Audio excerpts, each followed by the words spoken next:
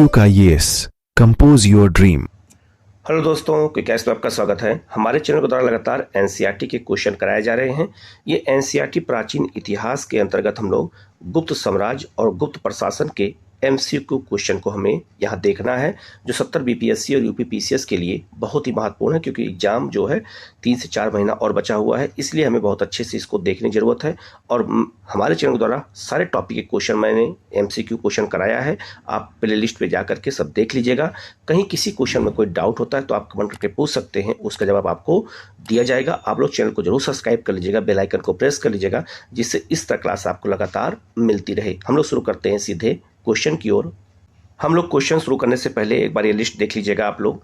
ये गुप्त वंश के राजाओं की ये गुप्त वंशावली है कि कौन सा राजा पहले आया कौन सा बाद में आया। कभी कभी डाउट हो जाता है कि कौन सा राजा पहले आया कौन सा बाद में, तो आप पूरी लिस्ट देख लीजिएगा।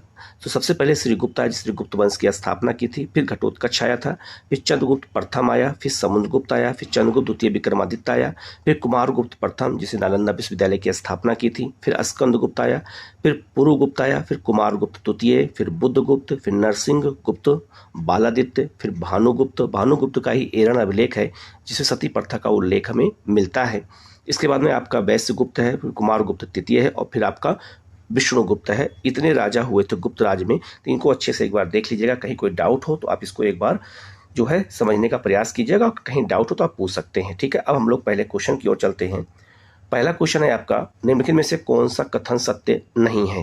याद रखना, कभी भी आप पेपर देने जाएं तो सत्य है और असत्य है, इस पर हमेशा गौर करिए, क्योंकि कम से कम 5 से 6 क्वेश्चन इसी में गलत हो जाता है कि कौन सा सत्य है और कौन सा असत्य है, और 5-6 क्वेश्चन में ही जो है एग्जाम से हम लोग बाहर हो जाते हैं। तो हमें इस पर गौर करना है। पहला है आपका, गुप्त मूलतः वैश्य थे, ये बिल्कुल सही हो जाएगा। गुप्त साम्राज्य मौर्य साम्राज्य जितना विस्तृत था, ये गलत हो जाएगा। मौर्य साम्राज्य का विस्तार ज़्यादा था, गुप्त साम्राज्य का विस्तार कम था। ठीक है, तो इसका आंसर क्या हो जाएगा आपका, बी हो जाएगा। यही ऑप्शन इसमें गलत है, बाकी सारे ऑप्शन इसमें सही हैं। ठीक है, नेक्स्ट आपका, निम्नलिखित कथनों पर विचार कीजिए और सत्य कथन की पहचान करनी है। कौन सा कथन इसमें सत्य है। गुप्त काल में उत्तर प्रदेश अधिक महत्व वाला क्षेत्र था, बिल्कुल सही है। तो याद रखना, मौर्य काल में जो है बिहार सबसे महत्वपूर्ण क्षेत्र था, लेकिन उत्तर प्रदेश जो है गुप्त साम्राज्य के समय में सबसे ज़्यादा महत्वपूर्ण क्षेत्र था, जो बिल्कुल सही है। गुप्त वंश के शासक सातवाहनों के सामंत थे, गलत हो जाएगा। गुप्त वंश के जो राजा थे वो कुषाणों के सामंत थे, कुषाणों के यहाँ नौकरी करते थे श्रीगुप्त, उसके बाद सत्ता को प्राप्त किया था। तो सामंत कुषाणों के थे, सातवाहनों के नहीं थे, तो दूसरा ऑप्शन गलत हो जाएगा। बिहार और उत्तर प्रदेश में अनेक स्थानों से कुषाण पुरावशेषों के ठीक बाद गुप्त और पुरावशेष मिले हैं, बिल्कुल सही हो जाएगा। इसलिए कुषाणों के बाद शासन किसने किया था, गुप्तों ने किया था। तो इसका आंसर क्या हो जाएगा, बी हो जाएगा। 1 और 3 सही है, जबकि आपका दूसरा ऑप्शन इसमें गलत हो जाएगा। ठीक है, नेक्स्ट आपका, निम्नलिखित में से किस एक का प्रयोग करना गुप्त शासकों ने कुषाणों से नहीं सीखा था। तो क्योंकि जो गुप्त थे वो कुषाणों के सामंत थे, तो उन्होंने क्या नहीं सीखा था, तो जीन का प्रयोग जो है करना सीखा था, लगाम का प्रयोग करना सीखा था, जूतों का प्रयोग करना सीखा था, लेकिन युद्ध में घोड़ा का प्रयोग नहीं सीखा था। तो इसका आंसर क्या हो जाएगा आपका, डी हो जाएगा। ठीक है, नेक्स्ट क्वेश्चन है आपका, गुप्त वंश के उद्भव और विकास के संबंध में निम्नलिखित कथनों पर विचार कीजिए और सत्य कथन की हमें पहचान करनी, कौन सा कथन सत्य है। इनके राज्य में मगध भारत की उर्वर भूमि के कारण उपज अच्छी होती थी, बिल्कुल सही है। दक्षिणी बिहार से प्राप्त लोहे के उपयोग से उन्नत तकनीक के औजार और हथियारों के निर्माण को बल मिला, ये भी बहुत महत्वपूर्ण है, क्योंकि बिहार के दक्षिणी क्षेत्र में लोहा पाया गया, जिससे जो है औजार बनाए गए, और यही कारण था मुगल साम्राज्य के विकास का, उत्कर्ष का भी। रोमन साम्राज्य से व्यापार में वृद्धि हुई थी, गलत हो जाएगा। तो इसका आंसर केवल 1 और 2 होगा। तो इसका आंसर क्या हो जाएगा आपका, बी हो जाएगा। ठीक है, नेक्स्ट आपका, निम्नलिखित में से कौन सा युग्म सुमेलित नहीं है। एक तरफ गुप्त राज्य क्षेत्र है, एक तरफ अवस्थिति दिया गया है, इनमें कौन सा क्षेत्र नहीं है। इसमें जो अनुगंग जो है ये आपका मध्य गंगा का क्षेत्र को कहते थे गुप्त काल में। प्रयाग आधुनिक इलाहाबाद के क्षेत्र को कहते थे। साकेत अयोध्या का क्षेत्र होगा, तो ये ऑप्शन गलत हो जाएगा। मगध आधुनिक पटना का क्षेत्र बिल्कुल सही हो जाएगा। तो इसका आंसर क्या हो जाएगा आपका, सी हो जाएगा। ठीक है, नेक्स्ट क्वेश्चन है आपका, गुप्त वंश के पहले शासक चंद्रगुप्त प्रथम के संबंध में निम्नलिखित में कथनों पर विचार कीजिए और सत्य कथन की पहचान कीजिए। तो गुप्त वंश का सबसे प्रसिद्ध जो शासक था वो कौन था, चंद्रगुप्त प्रथम था। ठीक है, तो इसके बारे में कौन सा कथन सत्य है? पहला है आपका, उसने लिच्छवी राजकुमारी से विवाह किया था जो संभवतः नेपाल की थी, बिल्कुल सही है। तो लिच्छवियों से विवाह किसने किया था? चंद्रगुप्त प्रथम ने अपना वैवाहिक संबंध स्थापित किया था। दूसरा ऑप्शन है, उसने क्षत्रिय कुल में विवाह कर अपनी प्रतिष्ठा बढ़ाई थी, बिल्कुल सही हो जाएगा। चंद्रगुप्त ने महाबलशाली की उपाधि धारण की थी, गलत हो जाएगा। महाराजाधिराज की उपाधि धारण की थी, तो तीसरा ऑप्शन गलत हो जाएगा। तो इसका आंसर बी हो जाएगा। 1, 2 सही है, जबकि तीसरा गलत हो जाएगा। नेक्स्ट क्वेश्चन है आपका, चंद्रगुप्त प्रथम ने गुप्त संवत की शुरुआत कब की थी? तो गुप्त संवत की शुरुआत 319 और 20 ईस्वी में शुरू हुई थी, जब जो है इसने सिंहासन पर बैठा था, तो गुप्त संवत की शुरुआत किया था। तो इसका आंसर क्या हो जाएगा? आपका ए हो जाएगा। और भारत में कौन सा संवत किसने शुरू किया है, ये लिस्ट मैंने पूरी दे दिया है, इसको अच्छे से देख लेना।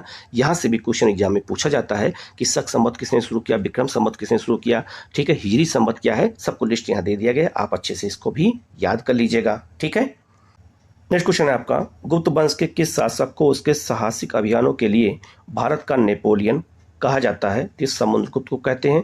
समुद्रगुप्त ने अपने शासनकाल के समय में दक्षिण भारत के 12 राज्यों को और उत्तर के 9 राज्यों को पराजित किया था।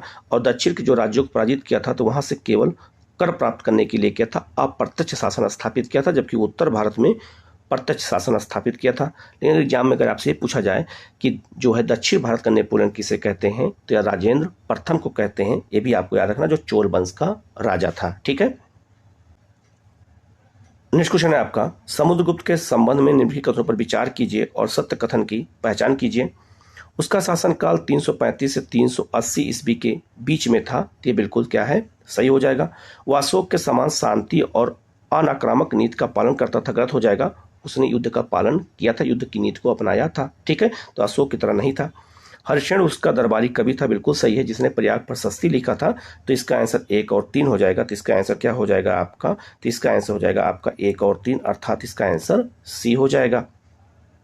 नेक्स्ट आपका, समुद्रगुप्त द्वारा विजित स्थान और क्षेत्रों को 5 समूहों में बांटा जाता है। 5वें समूह में कौन सा राज्य शामिल था? तो याद रखना, 5वें समूह में कौन सा राज्य था? शक और कुषाण थे। तो इसका आंसर क्या हो जाएगा आपका? बी हो जाएगा। तो उसने जो है चेर और चोलों को पराजित किया था। उसने जो है पहलो सीथियन को, नेपाल और पंजाब को, तो उसने जो है शक और कुषाण भी थे। इसका आंसर क्या हो जाएगा आपका? बी हो जाएगा। नेक्स्ट आपका, निम्नलिखित कथनों पर विचार कीजिए और सत्य कथन की हमें पहचान कीजिए। लिखा है, श्रीलंका के राजा मेघवर्मन ने समुद्रगुप्त के पास दूत भेजा था, ये बिल्कुल सही हो जाएगा। तो याद रखना, जब समुद्रगुप्त राजा था उसमें मेघवर्मन जो है श्रीलंका का राजा था। समुद्रगुप्त को कभी पराजय का सामना नहीं करना पड़ा, ये भी बिल्कुल क्या है? सत्य है। समुद्रगुप्त का अभिलेख अयोध्या से प्राप्त हुआ, गलत हो जाएगा। अयोध्या से जो अभिलेख प्राप्त हुआ वो स्कंदगुप्त का प्राप्त हुआ, और स्कंदगुप्त ने अयोध्या को राजधानी बनाई थी। तो समुद्रगुप्त का जो अभिलेख मिला है वो इलाहाबाद प्रयागराज से मिला है, प्रयाग प्रशस्ति। तो इसका आंसर सी गलत हो जाएगा। तो इसका आंसर 1 और 2 हो जाएगा। ठीक है, नेक्स्ट आपका, समुद्रगुप्त के शासनकाल में जंगली क्षेत्रों में स्थित राज्यों को क्या कहा जाता था? तो जो जंगली क्षेत्र के जो राज थे उन्हें हम आटविक राज्य कहते थे। तो इसका आंसर क्या हो जाएगा आपका? सी हो जाएगा। यह क्वेश्चन कम से कम 6 से 7 बार ये आ चुका है। नेक्स्ट आपका, चंद्रगुप्त द्वितीय के संबंध में निम्नलिखित कथनों पर विचार कीजिए और सत्य कथन की पहचान करना है। पहला आया, उसने पश्चिमी समुद्र तट, पश्चिमी व्यापारिक केंद्र पर कब्जा कर लिया था, बिल्कुल सही है। तो उज्जैन पर इसने हमला करके शकों को पराजित किया था और विक्रमादित्य की उपाधि लिया था, और इसने जो है उज्जैन को अपनी राजधानी बनाई थी, दूसरी राजधानी। दूसरा लिखा भी है, उसने उज्जैन को द्वितीय राजधानी बनाई थी। तो पहली राजधानी मगध थी, दूसरी राजधानी क्या थी आपकी? तो आपका ये उज्जैन थी। उसने विक्रमादित्य की उपाधि धारण किया था शकों को पराजित करने के बाद, ये भी बिल्कुल सही हो जाएगा। तो इसका आंसर क्या हो जाएगा आपका? सी हो जाएगा। 1, 2, तीनों सही है। ठीक है, नेक्स्ट आपका, निम्नलिखित में से किस स्रोत से यह जानकारी मिलती है कि चंद्रगुप्त द्वितीय ने गुप्त साम्राज्य का प्रभुत्व पश्चिमी भारत और बंगाल तक स्थापित किया था? वो अभिलेख का नाम है दिल्ली स्थित लौह स्तंभ लेख। यह दिल्ली के लाल जो आपका कुतुब मीनार है, कुतुब मीनार के प्रांगण में स्थित है दिल्ली का, ये जिसे कहते हैं लौह स्तंभ कहते हैं, मेहरौली का लौह स्तंभ भी कहते हैं, चंद्रगुप्त द्वितीय विक्रमादित्य का। इससे में साफ साफ लिखा है कि जो है चंद्र नामक राजा ने पश्चिमी भारत से लेकर बंगाल तक शासन स्थापित किया था। तो ये आपका कहाँ है? कुतुब मीनार दिल्ली में है। ये लोहे का स्तंभ है और ये इतना दिन हो गया लेकिन आज तक इसमें जंग नहीं लगी है। इसका मतलब उस समय की तकनीक भी काफ़ी उच्च कोट की रही होगी। तो इसका आंसर क्या हो जाएगा आपका? ए हो जाएगा। ठीक है, नेक्स्ट आपका, चंद्रगुप्त द्वितीय के संबंध में कौन सा कथन सत्य नहीं है? इनमें कौन सा कथन है जो उसके बारे में सत्य नहीं है? चंद्र नामक राजा की पहचान चंद्रगुप्त द्वितीय से की जाती है। बिल्कुल सही है, जैसे वहाँ पे लौह स्तंभ में लिखा हुआ है, चंद्र नाम लिखा, तो चंद्र की पहचान किससे करते हैं? चंद्रगुप्त द्वितीय से करते हैं। दूसरा है, उसके दरबार में अमर सिंह नामक रत्न रहता था। बिल्कुल सही है। तो याद रखना, चंद्रगुप्त द्वितीय विक्रमादित्य के दरबार में 9 रत्न रहते थे। इन 9 रत्नों की लिस्ट आप दे सकते हैं। इन 9 रत्नों में अमर सिंह भी उसमें शामिल थे। उसके समय में चीनी यात्री हुएनसांग भारत आया था। गलत हो जाएगा, हुएनसांग नहीं, फाहियान भारत आया था। तो ये क्वेश्चन आपका तीसरा गलत हो जाएगा। तो इसका आंसर क्या हो जाएगा? आपका सी हो जाएगा, जो गलत है। बाकी इसमें सारा सही है। नेक्स्ट आपका, मेघदूत के रचयिता कालिदास चंद्रगुप्त द्वितीय के दरबार में रहते थे। यह दरबार कहाँ लगता था? तो यह दरबार उज्जैन में लगता था। ठीक है, तो याद रखना, कालिदास जो है ये चंद्रगुप्त द्वितीय विक्रमादित्य के जो 9 रत्न थे उसमें सबसे प्रमुख थे और इन्होंने मेघदूत की रचना की थी। इसके अलावा जो है कालिदास ने टोटल जो है 6 से 7 ग्रंथों की रचना की है। सभी लिस्ट दे दिया हूँ, इसको देख करके याद कर लेना कि कालिदास ने किन किन ग्रंथों की रचना की है। एक क्वेश्चन आपको हमेशा के लिए याद हो जाएगा। तो इसका आंसर क्या हो जाएगा? आपका यहाँ पर ए हो जाएगा, वो दरबार उज्जैन में लगता था। ठीक है, नेक्स्ट क्वेश्चन है आपका, गुप्तकालीन प्रशासन के संबंध में निम्नलिखित कथनों पर विचार कीजिए और सत्य कथन की पहचान करनी है। राजा का पद वंशागत होता था। बिल्कुल सही है। तो जो है पिता के बाद पुत्र ही बैठता था। राजसत्ता ज्येष्ठाधिकार की अटल प्रथा के अभाव में सीमित रही। बिल्कुल सही है। तो जो योग्यता के आधार पे था वही राजा बनता था, ज्येष्ठ पुत्र राजा नहीं बनता था। राजगद्दी पर हमेशा ज्येष्ठ पुत्र को ही मिलता था। गलत हो जाएगा। तो इसका आंसर सी हो जाएगा, जो योग्य होता था उसे राजा बनाया जाता था, बड़े पुत्र को राजा नहीं बनाया जाता था। नेक्स्ट आपका, गुप्त प्रशासन के संबंध में कौन सा कथन सत्य नहीं है? इनमें कौन सा कथन है जो गुप्त प्रशासन के बारे में सत्य नहीं है? गुप्तों की सेना में 3 लाख पैदल सैनिक थे। गलत हो जाएगा, 3 लाख नहीं, 1 लाख पैदल सैनिक थे। राजा अस्थायी सेना रखता था। बिल्कुल सही है। अश्वचालित रथ आप प्रासंगिक हो चुके थे। बिल्कुल सही। तो इसमें रथ सेना नहीं होती थी। घुड़सवारों की महत्ता सैन्य प्रशासन में बढ़ गई थी। तो घुड़सवार सेना जो गुप्त काल की सबसे महत्वपूर्ण सेना बन गई थी, ये भी बिल्कुल सही है। तो इसका आंसर क्या हो जाएगा? आपका ए हो जाएगा। ठीक है, नेक्स्ट आपका, गुप्तकालीन राजस्व प्रशासन के संबंध में निम्नलिखित कथनों पर विचार कीजिए और सत्य कथन की पहचान कीजिए। राजस्व का मतलब हो गया यहाँ पर कर व्यवस्था से। राज्य द्वारा उपज के चौथे भाग से लेकर के छठे भाग तक कर के रूप में लिया जाता था। तो ये बिल्कुल सही है। तो याद रखना, 1/4 से लेकर के 1/6 भाग तक कर वसूला जाता था। दूसरा, राजकीय सेना के अभियान का खर्च राजकीय कोष से होता था। ये गलत हो जाएगा, राजकीय कोष से नहीं होता था। जो पैसा कर के रूप में मिलता था उससे खर्च चला जाता था। राजकोष का खर्चा सेना के लिए नहीं होता था। तो इसका आंसर क्या हो जाएगा? केवल 1 हो जाएगा। इस पर दूसरा ऑप्शन क्या हो जाएगा? आपका गलत हो जाएगा। नेक्स्ट आपका, गुप्त काल में मध्य और पश्चिमी भारत में ग्रामवासियों ने सरकारी सेना और अधिकारियों की सेवा के लिए जो है बेगार या बिष्टी कराया था। यह जो है क्या था? तो बेगार या बिष्टी उसे कहते हैं जो बिना पैसे कराया जाए, अर्थात यह एक प्रकार का निःशुल्क श्रम होता है जो बिना पैसे कराया जाए, उसे बेगार कहते हैं या बिष्टी कहते हैं। तो इसका आंसर ए हो जाएगा। ये भी क्वेश्चन 3 से 4 बार अलग अलग एग्जामों में पूछा गया है। नेक्स्ट आपका, गुप्त काल में राज्य के वर्गीकरण के संदर्भ में निम्नलिखित कथनों पर विचार कीजिए और इनमें जो है बढ़ते अनुक्रम में इनको हमें बताना है। पहले होता था ग्राम, सबसे नीचे क्या होता था? ग्राम होता था। ग्राम के बाद बिथि, बिथि के बाद विषय, विषय के बाद भुक्ति और भुक्ति के बाद होता था आपका राज्य होता था। तो जो है क्या कह रहा है? बढ़ते क्रम में। तो नीचे से बढ़ते क्रम में चलेंगे तो सबसे पहले गांव होगा। बिथि उस समय कहते थे गांव के समूह को, जिसे हम आज ब्लॉक पंचायत कहते हैं। फिर इसके बाद विषय होता था जिला। भुक्ति मतलब होता है आपका राज्य, और राज्य का मतलब यहाँ देश से था। तो यहाँ इसका आंसर क्या हो जाएगा? आपका ए हो जाएगा। ऐसे प्रशासनिक संरचनाओं के बारे में भी क्वेश्चन एग्जाम में पूछे जाते हैं। नेक्स्ट क्वेश्चन है आपका, गुप्तकालीन किस स्रोत से जानकारी प्राप्त होती है कि शिल्पी, वाणिक और जो है लिपिक एक ही संस्था में कार्य करते थे? तो शिल्पी होते हैं जो शिल्प का काम करते हैं, वणिक होते हैं जो व्यापारिक काम का लेखा जोखा करते हैं, और लिपिक होते हैं जो शासन व्यवस्था की चीज़ों को लिखते हैं। तो यह वैशाली से प्राप्त सीलों से पता चला है कि तीनों एक ही स्थान पर बैठ के एक ही संस्था में काम करते थे। तो इसका आंसर बी हो जाएगा। नेक्स्ट क्वेश्चन है आपका, निम्नलिखित कथनों पर विचार कीजिए और सत्य कथन की हमें पहचान करनी है। गुप्त सम्राट स्वयं के लिए दैवीय अधिकारों का दावा करते थे। बिल्कुल सही है। वो कहते थे दैवीय अधिकारों के तहत हमें जो है ईश्वर ने चुना है कि हम राजा बने। ठीक है, और उनको जो है देवताओं की तरह पूजा भी जाता था। उनका प्रशासन नितांत केंद्रीकृत था। ये जो है गलत हो जाएगा। नितांत केंद्रीकृत नहीं था, विकेंद्रीकृत पद पर व्यवस्था भी कुछ न कहीं अधिकारित था। उन्होंने भूमिदान की परंपरा को विस्तारित कर दिया, बिल्कुल सही है। तो ब्राह्मणों को भूमिदान देने की परंपरा का सबसे अधिक विस्तार किसने किया है? तो ये किया था गुप्तों ने, लेकिन भूमिदान परंपरा की शुरुआत सातवाहन राजाओं ने किया था। तो यहाँ इसका आंसर क्या हो जाएगा? तो इसका आंसर सी हो जाएगा। 1, 3 सही है, जबकि दूसरा ऑप्शन इसमें गलत हो जाएगा। नेक्स्ट आपका गुप्तकालीन आर्थिक जीवन के संबंध में निम्नलिखित कथनों पर विचार कीजिए और सत्य कथन की पहचान करनी है। आर्थिक जीवन की जानकारी फाहियान के यात्रा वृत्तांत से मिलती है, बिल्कुल सही है। तो फाहियान जब आया था चंद्रगुप्त द्वितीय विक्रमादित्य के समय में, तो इसने पुस्तक लिखा था फोक क्यों की, ठीक है। उसमें उसने भारत की और उस खास करके गुप्तकालीन अर्थव्यवस्था के बारे में, मध्य देश के बारे में जानकारी दिया था। तो ये आपका सही हो जाएगा। जैन धर्म को धनी वर्ग का समर्थन प्राप्त था। तो याद रखना, इस समय जो है जैन धर्म को धनी वर्ग का समर्थन नहीं प्राप्त था, इस समय नहीं। आगे चल के जब हम मध्यकाल में आते हैं, पूर्व मध्यकाल राजपूत काल में आते हैं, तब व्यापारियों का समर्थन प्राप्त था, धनी वर्ग का समर्थन नहीं प्राप्त था, व्यापारियों का समर्थन प्राप्त था। तो दूसरा गलत हो जाएगा। मगध नगरों और धनवानों से भरा हुआ क्षेत्र था, बिल्कुल सही है। तो मगध क्षेत्र में धनवानों की संख्या सबसे ज्यादा थी। तो इसका आंसर क्या हो जाएगा? आपका 1 और 3 हो जाएगा, ठीक है। नेक्स्ट आपका गुप्त काल में जारी की गई स्वर्ण मुद्राओं को निम्नलिखित में से किस नाम से जाना जाता है? तो गुप्त काल में सोने के सिक्कों को दिनार कहा जाता था। तो इसका आंसर क्या हो जाएगा? आपका सी हो जाएगा, ठीक है।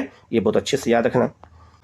नेक्स्ट क्वेश्चन है आपका गुप्तकालीन सिक्कों के संबंध में निम्नलिखित कथनों पर विचार कीजिए और सत्य कथन की पहचान करनी है। सिक्कों पर युद्ध प्रियता और कला प्रियता का संकेत मिलता है, बिल्कुल सही है। तो गुप्तकालीन सिक्कों पर युद्ध, राजाओं के द्वारा युद्ध लड़े गए दृश्यों को दिखाया गया है चित्रकला के, मतलब उसमें मूर्ति के रूप में। और जो है कला प्रियता का मतलब ये हो गया कि समुद्रगुप्त बीड़ा बजाता था, तो बीड़ा प्रकार के सिक्के चलाए गए। दूसरा है आपका गुप्त शासकों के सिक्के कुषाण शासकों की तरह शुद्ध थे, गलत हो जाएगा। इस काल में चांदी के सिक्के भी जारी किए गए, बिल्कुल सही हो जाएगा। तो सबसे अधिक सोने सिक्के अगर किसने जारी किया तो गुप्त राजाओं ने जारी किया है। तो यहाँ इसका आंसर दूसरा ऑप्शन गलत हो जाएगा। तो इसका आंसर सी हो जाएगा। 1, 3 सही है, जबकि दूसरा ऑप्शन इसमें गलत है। नेक्स्ट आपका गुप्तकालीन व्यापार के संबंध में निम्नलिखित कथनों पर विचार कीजिए और सत्य कथन की पहचान करनी है हमें। इस काल में सुंदूर मतलब होता है दूर दराज व्यापार, रोमन्स जो है व्यापार में ह्रास हो गया था, बिल्कुल सही है। तो रोमन साम्राज्य से जो व्यापार होता था वो गुप्त काल में कम हो गया था। रोमन लोगों ने चीनियों से रेशम उत्पन्न करने की कला सीखी थी, बिल्कुल सही है। बुनकरों ने मूल व्यवसाय छोड़ करके अन्य व्यवसाय अपना लिया था, ये भी बिल्कुल सही हो जाएगा। तो इसका आंसर क्या हो जाएगा? आपका सी हो जाएगा, ठीक है। नेक्स्ट आपका गुप्त काल में किस स्थान पर सर्वप्रथम ब्राह्मण पुरोहितों का भूस्वामी के रूप में उदय हुआ था? तो आपका ये मध्य प्रदेश में हुआ था। मध्य प्रदेश में ब्राह्मणों जो है ये भूस्वामी बन गए थे, क्योंकि इनको भूमि दान में दी गई। तो ये ब्राह्मणों का काम क्या था? जो दान देना, दान लेना, शिक्षा और अध्ययन करना। लेकिन ये धीरे धीरे क्या बन गए? जमींदार बनते चले गए। तो इसका आंसर क्या हो जाएगा? आपका ए हो जाएगा। ये घटना मध्य प्रदेश में हुई। नेक्स्ट क्वेश्चन है आपका गुप्तकालीन समाज के संबंध में निम्नलिखित कथनों पर विचार कीजिए और सत्य कथन की पहचान कीजिए। ब्राह्मणों ने गुप्त शासकों को वैश्य घोषित किया था, गलत हो जाएगा। ये ब्राह्मणों नहीं, इतिहासकारों ने किया है। ब्राह्मणों ने गुप्त राजाओं को देवता के गुणों से अलंकित रूप में चित्रित किया है, बिल्कुल सही है। गुप्त राजा ब्राह्मण प्रधान वर्ण व्यवस्था में परम प्रतिपालक थे, ये भी बिल्कुल सही हो जाएगा। तो ब्राह्मणों का महत्व बढ़ गया था। तो इसका आंसर क्या हो जाएगा? आपका 2, 3 सही हो जाएगा, जबकि एक आपका इसमें गलत हो जाएगा। नेक्स्ट आपका गुप्त काल में शूद्रों की स्थिति के संबंध में निम्नलिखित कथनों पर विचार कीजिए और सत्य कथन की पहचान करनी है इसमें। इस काल में गुप्तों की स्थिति में सुधार हुआ था, बिल्कुल सही हो जाएगा। उन्हें रामायण, महाभारत और पुराण सुनने का अधिकार था, बिल्कुल सही है। वह कृष्ण नामक नए देवता की पूजा करते थे, ये भी बिल्कुल सही हो जाएगा। तो इसका आंसर क्या हो जाएगा? आपका सी हो जाएगा, ठीक है। नेक्स्ट आपका पति के मरने पर उसकी पत्नी का पति की चिता में आत्मदाह करने का पहला अभिलेखीय साक्ष्य कब प्राप्त हुआ है? तो ये मिला है 510 ईस्वी में। ये भानुगुप्त का अभिलेख है और इसका नाम है एरण अभिलेख। इसी में पहली बार सती प्रथा का उल्लेख मिलता है। तो इसका आंसर क्या हो जाएगा? आपका ए हो जाएगा। इसका नाम है एरण अभिलेख, ठीक है। नेक्स्ट क्वेश्चन है आपका गुप्तकालीन स्त्रियों की सामाजिक स्थिति के संबंध में निम्नलिखित कथनों पर विचार कीजिए और सत्य कथन की पहचान कीजिए। तो मैंने हर वैरायटी के क्वेश्चन इसमें दे रखा है। विवाह के समय वधू को भेंट किया जाने वाला धन स्त्री धन कहलाता था, बिल्कुल सही है। तो जब पुत्री का विवाह किसी के होता था तो जो धन देते थे पिता द्वारा, उसे हम स्त्री धन कहते थे। कात्यायन एक जो है धर्मशास्त्री थे के अनुसार स्त्री अपना स्त्री धन बेच सकती थी, ये भी बिल्कुल सही हो जाएगा। जमीन में स्त्रियों को हिस्सा मिलता था, ये भी बिल्कुल सही हो जाएगा। तो इसका आंसर क्या हो जाएगा आपका? सी हो जाएगा। तो गुप्त काल में महिलाओं की स्थिति में थोड़ा सा जो है परिवर्तन आया था। नेक्स्ट क्वेश्चन है आपका, गुप्तकालीन धार्मिक व्यवस्था के संबंध में निम्नलिखित जो है कथनों पर विचार कीजिए और सत्य कथन की हमें पहचान करनी है। इसमें कौन सा कथन सत्य है? गुप्त काल में बौद्ध धर्म को राजाश्रय मिलना प्रारंभ हो गया था, गलत हो जाएगा। बौद्ध धर्म को राजाश्रय पहले से ही मिल रहा था, मतलब राजाओं का समर्थन मिला हुआ था, तभी तो गुप्त राजाओं ने अजंता की गुफा का निर्माण कराया था। ठीक है, तो मिलना प्रारंभ नहीं हो गया था, पहले से मिलता हुआ आ रहा था। नालंदा बौद्ध शिक्षा का एक केंद्र बन गया था, ये बिल्कुल सही हो जाएगा। ठीक है, भागवत जो है देवता जनजातीय सरदार का दिव्य प्रतिरूप समझे जाते थे, ये भी बिल्कुल सही हो जाएगा। तो इसका आंसर क्या हो जाएगा? 2-3 सही होगा, जबकि एक आपका इसमें क्या हो जाएगा? गलत हो जाएगा। नेक्स्ट आपका, गुप्त काल में कृष्ण की विष्णु से अभिन्नता दिखाने के उद्देश्य से किस जो है गाथा काव्य को नया रूप दिया गया था? तो महाभारत में ये जो दिया गया था उस समय में, तो कहा गया था जो भगवान कृष्ण हैं वो विष्णु से भिन्न है। ठीक है, वो अवतार नहीं है, तो ये कल्पना की गई थी। तो याद रखना, इसका आंसर क्या हो जाएगा आपका? ए हो जाएगा। नेक्स्ट क्वेश्चन है आपका, बहुत महत्वपूर्ण क्वेश्चन है ये, भागवत संप्रदाय के संबंध में कौन सा कथन असत्य है? भागवत संप्रदाय मतलब यहाँ पे भगवान विष्णु से जुड़ा हुआ है। तो भागवत संप्रदाय का उदय जो है इस समय विकास बहुत ज़्यादा हुआ था गुप्त काल में, तो कौन सा कथन इसमें सत्य नहीं है, ये पूछा गया है। भागवत संप्रदाय के मुख्य तत्व भक्ति और अहिंसा है, बिल्कुल सही है। भक्ति का अर्थ प्रेममय निष्ठा निवेदन है, बिल्कुल सही है। 6वीं शताब्दी में आकर विष्णु की गणना शिव और ब्रह्मा के साथ होने लगी थी, ये भी बिल्कुल सही हो जाएगा। भागवत पुराण जो है ब्रह्मा को समर्पित है, गलत हो जाएगा। भागवत जो पुराण है वो विष्णु को समर्पित है, तो इसका आंसर क्या हो जाएगा आपका? डी हो जाएगा। नेक्स्ट आपका, गुप्त काल को प्राचीन भारत का स्वर्ण युग कहा जाता है, क्योंकि? तो याद रखना, प्राचीन भारत का स्वर्ण युग क्यों कहते हैं? क्योंकि जो है याद रखना, आर्थिक क्षेत्र में प्रगति के कारण नहीं, कला के क्षेत्र में प्रगति के कारण, तो कला क्षेत्र में प्रगति के कारण ही जो है याद रखना इसको स्वर्ण युग कहा जाता है। और पहली बार मंदिर निर्माण की शुरुआत कहाँ हुई थी? गुप्त काल में हुई थी। मूर्ति बहुत ज़्यादा बनाई गई, ठीक है, गुफाओं का निर्माण बहुत ज़्यादा हुआ, इसीलिए इसको हम स्वर्ण युग कहते हैं। नेक्स्ट क्वेश्चन है आपका, गुप्तकालीन कला के संबंध में निम्नलिखित कथनों पर विचार कीजिए और सत्य कथन की हमें पहचान करनी है। समुद्रगुप्त के सिक्कों पर बीड़ा बजाते हुए उसे दिखाया गया है, ये बिल्कुल सही है। तो याद रखना, बीड़ा बजाते हुए सिक्का किसका है? तो समुद्रगुप्त का, और समुद्रगुप्त को बीड़ा बजाना बड़ा प्रिय भी था। चंद्रगुप्त प्रथम का दरबार नवरत्नों से सुसज्जित था, गलत हो जाएगा।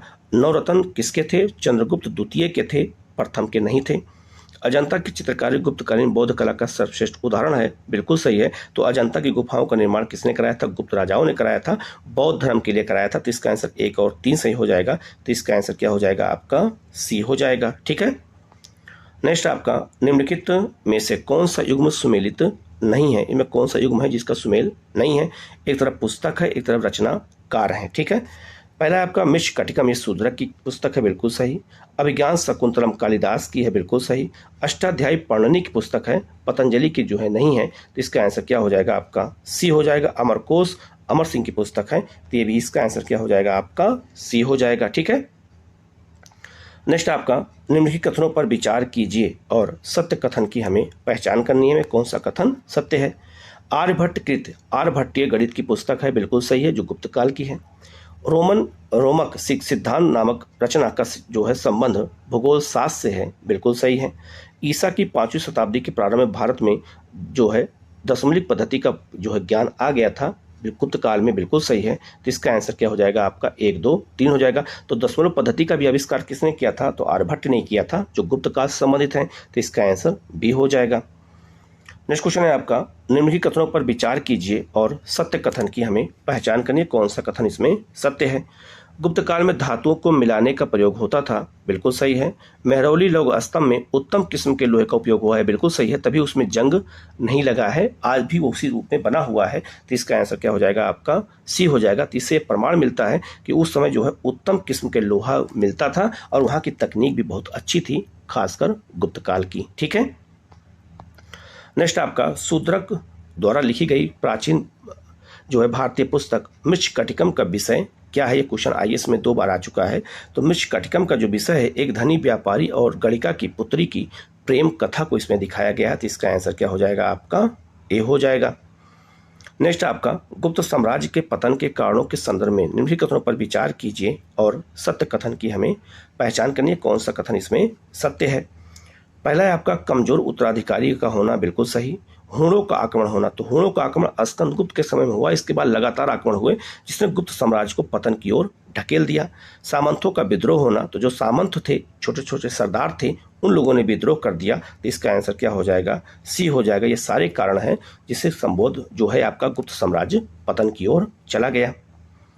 नेक्स्ट आपका हूणों द्वारा गुप्त शासकों को पराजित करने में मुख्य रूप से क्या सहायक रहा, ठीक है, क्या उसमें सहायक रहा, तो याद रखना उत्तम घुड़सवार, तो घोड़ों के पास उत्तम घुड़सवार थे, रकाबों का प्रयोग करते थे, घोड़े पर बैठा हुआ धनुधर होते थे। ये सब कारण थे जिन कारण से गुप्त साम्राज्य पिछड़ गया और वो हार गया, किससे, हूणों से, ठीक है। ये सारे हुनर किसके पास थे, हूणों के पास थे। नेक्स्ट क्वेश्चन है आपका निम्नलिखित कथनों पर विचार कीजिए और सत्य कथन की हमें पहचान करनी है।